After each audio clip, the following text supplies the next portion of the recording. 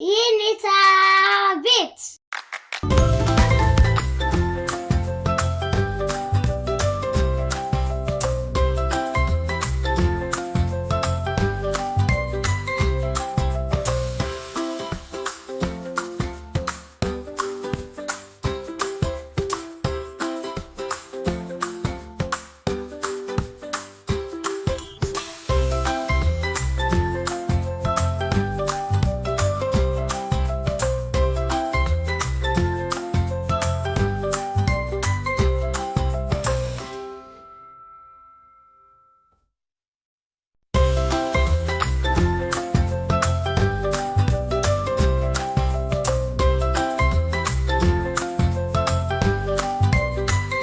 ዮዮ ዛሬ ትምህርት ቤት ሄደ።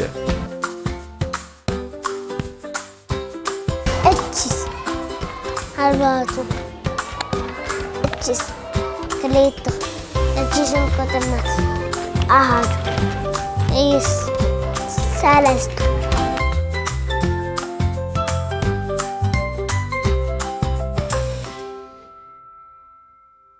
አላችሁ ብሎ ሰላም ብሎ ደህና እግዚአብሔር ይመስገን ምን እየተጠያየቁ እንደሆነ ጠየቃቸው።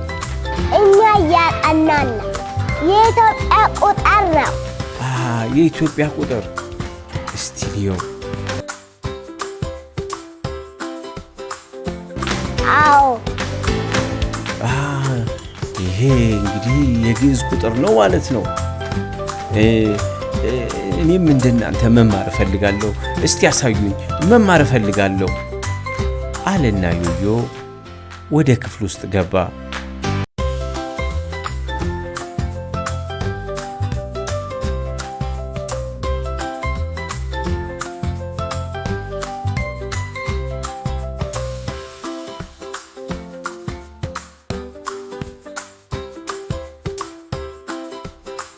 ዮዮ ክፍል ውስጥ እየተማሩ ያሉ ልጆችን ሰላም አላቸው።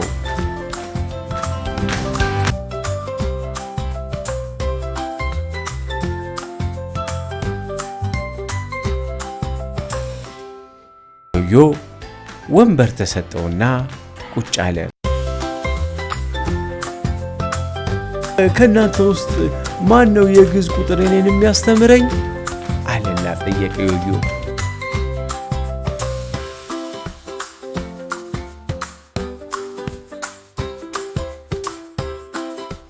ዮዮ ሁሉም ተመልከት። አሃዱ ክልኤቱ ሰለስቱ አርባዕቱ አምስቱ ስድስቱ ሰባቱ ስምንቱ ከሰዓቱ አስርቱ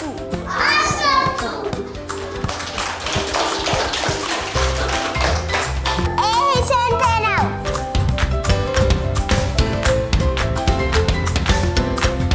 ዮዮ አሃዱ ሲል መለሰ።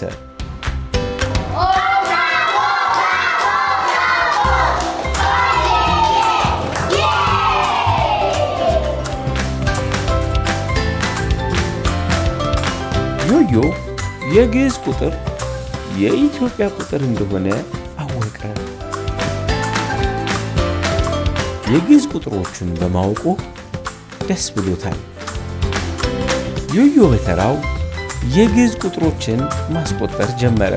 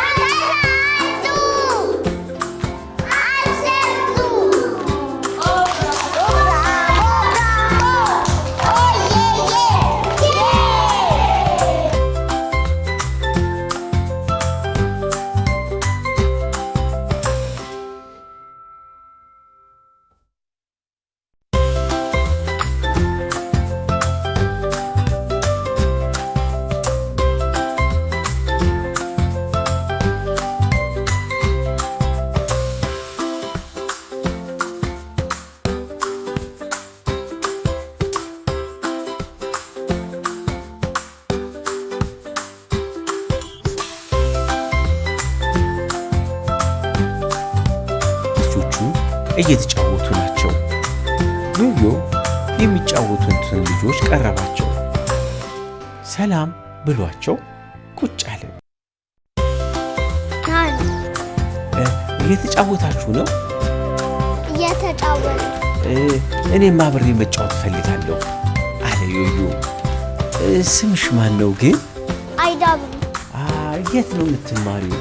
ደሸት። ደሸት ምን ማለት ነው? ደሸት የሰው ስም። ኢትዮጵያዊ ነው? የውጭ ሀገር ሰው ነው? ማን ነው ደሸት? ማለት የሰው ስም ነው። ደግሞ ብዙ ስራዎችን ሰርቷል። ለምሳሌ ስለ ከብቶችም አጥንቷል። ብዙ የባህል መድኃኒቶችም ቀርምሟል። እኛ ደሸት የምንማረው እንደሱ ጎበዝ ለመሆን።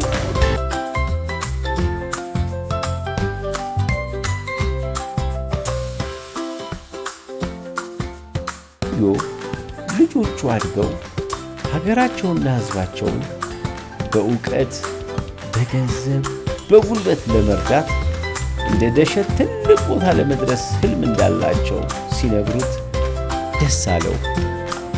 ዮዮ ጥሩ ጊዜ አሳልፎ ወደ ቤቱ ሄደ።